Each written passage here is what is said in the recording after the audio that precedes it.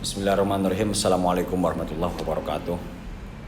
Perkenalkan, nama saya Milandi Indra Regina, NPM 103.11.8153, Fakultas Tarbiyah dan Keguruan, Prodi Pendidikan Agama Islam. Dalam kesempatan ini saya akan mempresentasikan tentang penelitian yang saya teliti, yaitu berkaitan dengan implikasi pedagogis Quran Surah Al-Ahzab ayat 45 sampai 48 sampai 47 tentang tugas pokok dan fungsi pendidik. Baik, dalam penelitian yang saya lakukan memiliki beberapa latar belakang, ya tentunya berkorelasi dengan apa yang saya bawakan. Sejatinya pendidikan sebagai tugas utama umat manusia yang paling sentral dalam membangun peradaban di muka bumi ini. Artinya manusia sebagai objek dan subjek pendidikan yang paling utama, serta kualitas pendidik dalam kapasitas pribadinya, solusi dalam mengembangkan kapasitas pendidik yang hari ini kita lihat dari beberapa kasus yang ada dalam dunia pendidikan. Banyak sekali pelanggaran baik itu secara kode etik ataupun moral yang ada di dalam dunia pendidikan. Itu menjadi bagian dari PR kita bersama dalam mengupas tuntas permasalahan yang ada. Nah, hari ini saya ambil benang merah bahwasanya pendidik yang menjadi sentral, pendidik yang menjadi tokoh utama dalam membangun peradaban pendidikan yang lebih baik.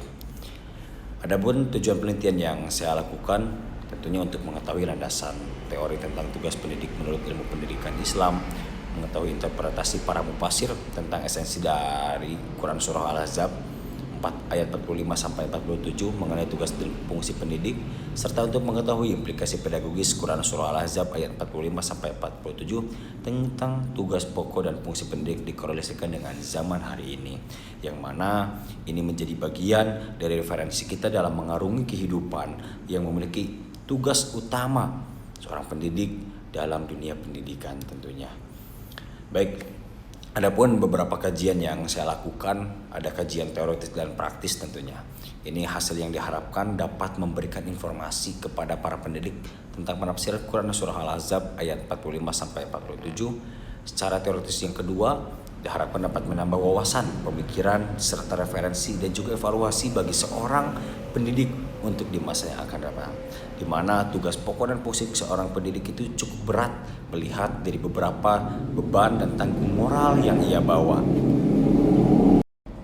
Dapat memberikan petunjuk tentang makna dan isi kandungan Al-Quran Surah Al-Ahzab tersebut, yang sebagaimana untuk dijadikan pedoman bagi para pendidik dalam melaksanakan tugas dan pokok fungsinya, yang serta dapat memberikan gambaran tentang kandungan Al-Quran Surah Al-Ahzab tersebut yang dihubungkan dengan tugas pokok dan fungsi pendidik di zaman hari ini.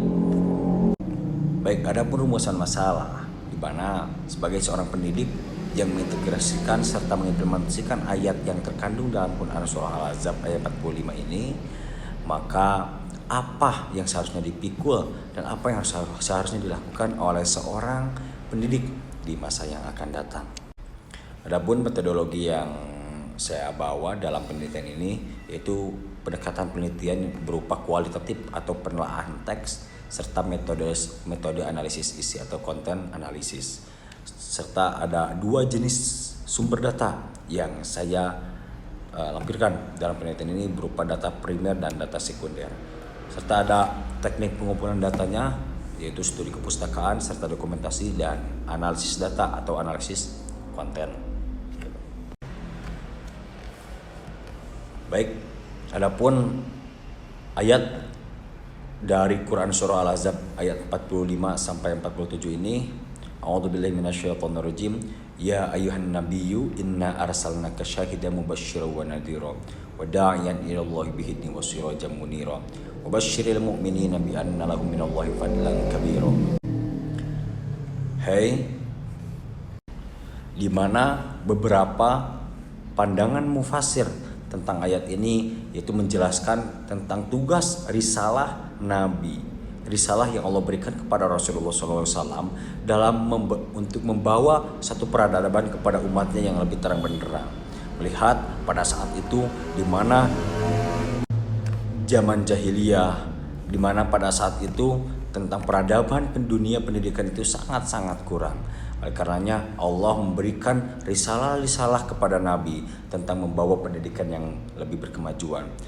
Yang pertama ada syahidan, di mana seorang pendidik itu harus memberikan kesaksiannya, harus bisa mengkapasitasi dirinya sebagai saksi bahwasanya dalam membangun peradaban hari ini itu harus benar-benar dalam satu kesungguhan dan sesuai dengan syariat. Wa mubasysyiran wa nadhira, di mana dalam membawa ajaran didikannya itu tidak selalu tentang dan hal-hal yang masih banyak berupa kebahagiaan, tetapi ada yang harus diselesaikan oleh seorang pendidik dalam menyelesaikan permasalahan pendidikan yang hari ini terjadi. Moralitas serta beban-beban yang lain yang dipikul oleh seorang pendidik itu harus diperhatikan sejak hari ini. Dan itulah presentasi yang dapat saya bawakan.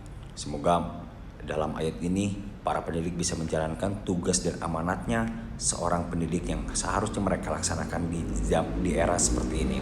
Makanya sekian, syukur alhamdulillah bil khair wal barakatuh wan najah. Allahumma muwaffiq lakum. Assalamualaikum warahmatullahi wabarakatuh.